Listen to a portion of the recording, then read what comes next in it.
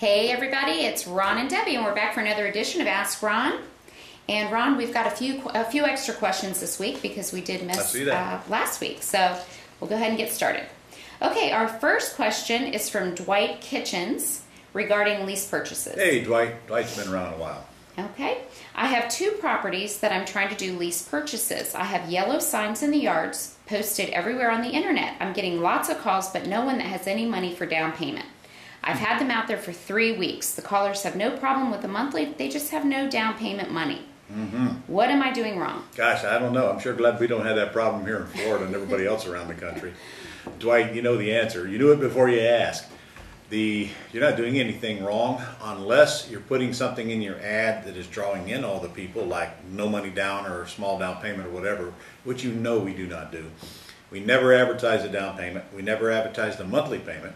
We only put up the sales price. So, are you running Craigslist ads? Our top producer is Craigslist. And we're on several, probably 20 other sites, but you put them all together and Craigslist probably beats all of them as far as incoming calls.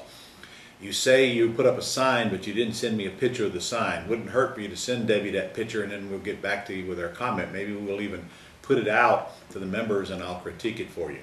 Is it a great big sign, like a 4 by 12 foot banner that says lease purchase, no bank qualifying, phone number and website? That's a good one to put up there. So if you do these things and you get it all out on the internet and you put the sign up, are you putting pointer signs up?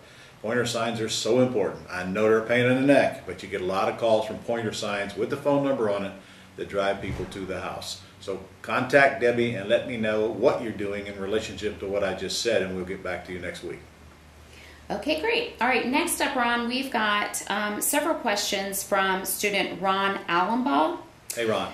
Let's see. The first one, he says he has no extra money, debt coming out of his ears. I'm confident I can get a deed. I just need to find motivated sellers. Well, the first thing I tell you to do, Ron, is vote Republican. Oh, that's political. Okay. Go ahead. What's the first question? Okay. He's wanting some suggestions for finding motivated sellers. Ron, just by asking me that question, I can tell that you do not have my training, not even my controlled ownership course.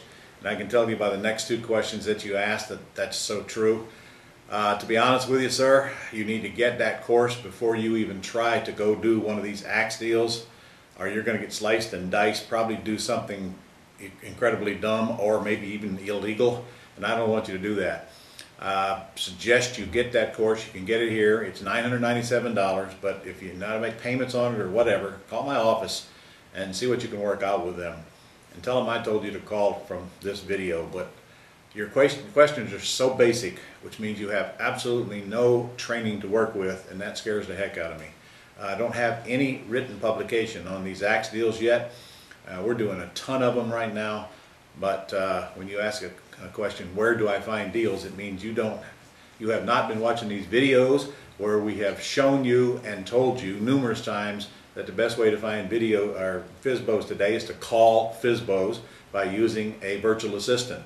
And there are videos up on this website where we go through all of that, and plenty of training right here. So stop, get a little time to get trained, and then come back and ask me questions that indicate to me that you have a little bit of foundation for your questions. Yeah, Ron, we're actually releasing lesson 68 this week, so there are 67 lessons on the site currently for them to review. And that's these videos. There's a whole lot of other types of training on there as well. Absolutely. Okay, next question is from David Amos, and he is from Kennersville, North Carolina. Hey, David. Okay, when you're showing a house to a prospective lease-to-own tenant... That's Kernsville. Oh, okay. It's the one I'm thinking of is right outside of Winston-Salem, where my brothers lived for 100 years, David. Okay. Let's see. He says, when you're showing a house to a prospective lease-to-own tenant, are there any documents other than the ones listed below to have them sign, assuming the actual lease and separate option to purchase documents? The only thing the tenant needs to sign is a letter of intent at the time you meet them. And then what that is, it says your lease is X number of dollars a month, you pay your purchase price is blank, you're giving me X number deposit now and the rest at closing, and all the other stuff the attorney does at closing. which will be your lease agreement or an assignment if you've already got one on an axe deal, and anything else the attorney wants that tenant buyer to sign. All you need to worry about is that letter of intent, or frankly, it don't even have to be called that. Just a piece of paper with the terms on it that you forward to the attorney, or in our case, we actually fill out the lease purchase agreement, then forward it to the attorney, since it's right here on your Gold Club website. So I hope that answers that question. Okay, great. Next question. Actually, Jeff Clayton from Houston has written in with two. So his first question is, VAs are great, but what's your philosophy about when to hire a personal assistant to help run our real estate business? Wow, that's a tough one, because that's all case by case. If you feel like your business is ready for a PA because you are overloaded with daily tasks that you need to delegate, which frankly wouldn't take long in any business, good news is most of the stuff that you need done can be done by a virtual assistant. So I'm going to tell you that unless you are really doing multiple deals a month, you don't need a PA. I mean, I'm thinking of Scott. Scott is a full-time guy. That's all he does is my real estate deals. But all he's got is well, I got to confess, the VA that we have turned into a full-time VA is his PA. So he does have one full-time person and then one part-time person helping sell houses. So I'd say whenever you feel you're ready. I mean, golly, you can get a personal assistant right now, good one for $35,000 a year.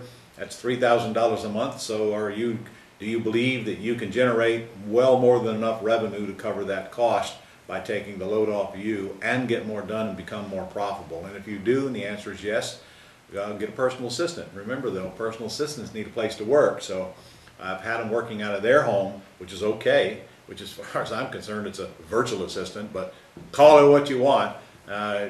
When you get enough business going to where you can justify the cost, it's time. But remember this, when you put somebody on the payroll, full-time, you got to pay them whether they're working or not. That's not true with a virtual assistant. So I'm going to steer you toward VA first, and I suspect if you get plenty of work coming in with a VA, you'll know if you need a PA. Okay, great. His next question, Ron, is should we get a new title policy when closing an AITD wrap-around transaction as an axe deal? As an axe deal, absolutely not. You're not going to stay in the deal. You don't need a title policy for sure. Your buyer can decide if they want one, and that is their decision. And if they want one, they pay for it, and I would suggest that they get one. But that's not for you to concern yourself with. Good idea if you suggest to them that they might want to buy one, but again, let them make the decision. Of course, you need a title search. Don't even go looking for a buyer until you've done a title search to make sure that the title looks clear. But title insurance is expensive. Okay. Next question is from Lilia Russell from Las Vegas. Hey, my wife's favorite place. Dear Ron, I am ready to go out and start looking for vacant homes. I'm seeing a few already and need to know exactly what to do to find out who the owner is and what are my activities on different situations. Would Las Vegas be the right place to use the ACE system? Well, Las Vegas is the right place for ACE, and so is every other city in America, because there are always people out there that you can create terms with, such as lease options or seller financing, or even subject twos, and then pass them on to owner occupants that want to move in, because the down payment or the monthly payments or the price you pay is more than you want to pay and stay in the deal, so you just pass it on. If you're passing it on, it's an ACE deal, and it makes no difference what city you're in. Las Vegas is just as good as any other and better than a lot of others. And yes, it is a good place to do business. It's also the #1 destination for out-of-country entities buying bank-owned properties, because they think it's got a strong economy and it's going to bounce back. Well, but that's true for a lot of cities in the United States as well. So if you're in Vegas, what happens in Vegas stays in Vegas. Except for commercial property is next month. Oh, that's right. I'll see you out there in commercial property in Vegas next month. September 19th. Okay, great. All right, our last question is from Andre Sanders, and this is regarding selling my mortgage note. I just bought a house for $5,000 and sold it the same day for $20,000. I owe the seller $4,500 at $192 a month for 2 years at 5%. My buyer owes me $19,000 at $453 a month. Got it. For 4 years at 7%. Nice. Both are land contracts. How do I sell off my land contract so I can get some cash flow? All right, so you put down $500 and bought it from the seller, and you got back $1,000 and bought it from the buyer. Well, first of all, I wouldn't have sold it with $1,000 down. I can tell you that right now, and taking back a note. No way. I don't even care if it's a $20,000 house. You did okay. Paid 5, you got 20, and you're collecting it over time. But I would never put anybody into an owner financing deal with that small amount down, even on a $20,000 house. I'm sure the house is worth a lot more than 20. You just sold it for 20. Maybe it needed some work. So you can sell off that note, but you are not going to like what you get if you do. The fact that you got such a small down payment, in fact, might eliminate anybody being interested in it. And I can assure you that it's going to have to season a while now. And you've probably structured it so that your incoming payment is not large enough to satisfy, well, it's large enough to satisfy your note buyer, but their yield is going to require a big discount to get that payment to where they can tolerate it. It's not really, the larger the payment, the less discounts you're going to take. It's really just that simple. The interest rate is irrelevant, but the faster they can get their money back, the less discount they're going to take. Problem is, you got such a small deal, it's going to be hard for anybody to be interested in it, and I think you're going to have a tough time selling that note. If I were you, I would look more toward trying to get that buyer cashed out as quickly as possible and make it worth their while. Now, if you want to find out about your note, I do have a lady who teaches our Paper Power event. Her name is Jamie Kahla, K-A-H-L-A.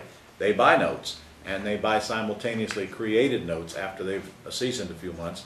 You can reach Jamie at 512-351-8142. That's 512-351-8142. And if she can't help you, you're not selling the note. Go to Paper Power, learn how to structure them correctly, and so you can sell them off. And guys, you also know this. At our Paper Power event, that's one of the things you'll learn. How do I sell with owner financing, take back a note or land contract or deed of trust or mortgage or whatever, and then convert it to cash. And if you better learn how to do it right, because if you do, you're at a small discount. If you don't, you're at a huge discount, and you're giving away money that you could have kept if you just learned a little bit before you went out and did it. Paper Power teaches that. They deal with defaulted mortgages, which is one of my favorite, and all kinds of things that have to do with paper or mortgages, as we call them, attached to houses. When is that, Debbie? I don't know. That's in October. October, and it's in Texas. Right, and they'll be receiving, Gold Club members will be receiving with their mentor any day, should be within the next week, all the information that they need to get registered, as well as all of the information about the event. It's an incredible event. Opens up a whole new world of income from houses without buying houses. Also, don't forget my commercial coming up in September. I'll be in Vegas. What was the dates again? September 19th through the 22nd. I should know that because my anniversary is the 18th. 47th anniversary on September the 18th. Notice how I have to stop and think anymore. Ron, that's longer than I've been alive. That's longer than most people have been alive. All right, guys. Well, hope to see you in Vegas, or if not sooner, and see you next week.